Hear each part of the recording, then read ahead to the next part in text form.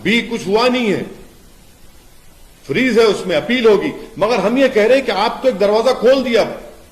जिस बात का मुझे डर था, अब वो चीजें हो रही है सामने हमारे। हाँ, हिंदू पक्ष का मानना है कि 93 तक वहां पर पूजा चलती है और ये मुसलमान की तरफ से 91 एक्ट का वायलेशन। क्या पूजा? मैं 91 का एक्ट है ना, तो 91 का एक्ट क्या बोलता है? 15 अगस्त 1947 को बाबरी मस्जिद को छोड़कर जितने इबादत गाहें हैं उसका नेचर चेंज नहीं होगा। वो कहता है नहीं कहता है? मैं आपको एग्जाम्पल दे रहा हूं 1883-84 का खसरा रिकॉर्ड, उसमें कहा गया कि मस्जिद है। मैं आपको एग्जाम्पल दे रहा हूं 1936 का दीन मोहम्मद वर्सेस स्टेट केस था, जिसमें 1937 में कहा गया कि मस्जिद है, इसमें घर है, अतराफ में जमीन नीचे की नॉर्थ साइड पूरी वक्फ है। फिर मैं आपको बता रहा हूं 1942 26 फरवरी को वक्फ गजट इशू हुआ कि वक्फ है। चौथा मैं आपको कह रहा हूं कि जब ये काशी का एक्सपेंशन हो रहा था, जिसको प्रधानमंत्री ने इनॉग्रेट किया, उसमें प्रॉपर्टी एक्सचेंज हुई रजिस्टर्ड डॉक्यूमेंट्स के साथ।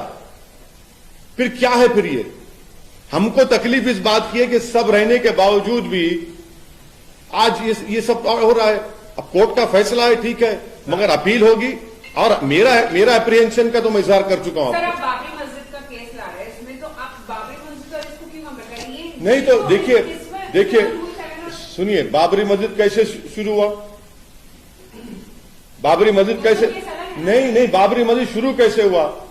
आपने रात के अंधेरे में जाकर वहां पर मूर्तियां रखकर आपने उसको सील कर दिया, और फिर आपने बगैर मुसलमान को पूछे वहां पर आपने पूजा शुरू कर दी। फिर राजीव गांधी प्रधानमंत्री जब थे, आपने बगैर मुस्लिम पक्ष को सुने आपने ताले खोल दिए।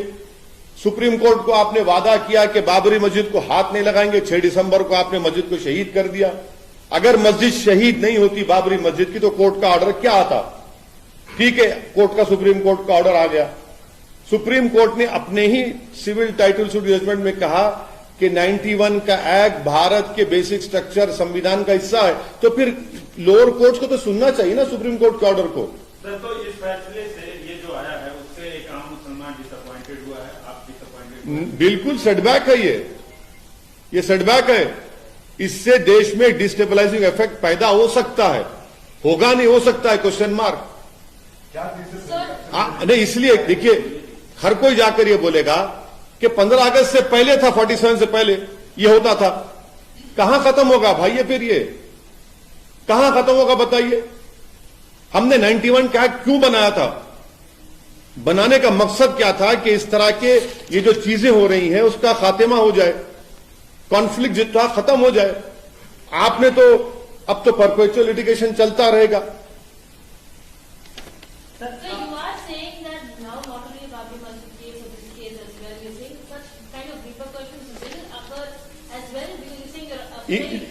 My apprehension is that anyone tomorrow can go and say that no, we were doing such a thing, or we were in possession before 15th August 1947. Then what is the point of passing a 91 Act?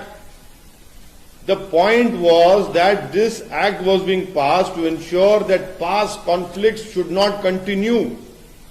There should not be perpetual litigation. And I am quoting to you that in this particular case, the Khasra record of 1883-84 clearly says that plot number 9130 is Maqbooze Ahl Islam Masjid. Secondly, I am reminding you that in 1936, a case of Deen Muhammad versus State, the court in its judgment in 1937 clearly said that the masjid and the land beneath the masjid, house and on the north side, all are waqf properties. Thirdly, on 26 February 1942, a waqf gazette was issued, that is a waqf property. And fourthly, in this whole Kashi expansion which happened, which the Honorable Prime Minister inaugurated, a property was exchanged from the Muslim side. A registered document is there. Now if you exchange a property with me as the owner, why did you extend that property then?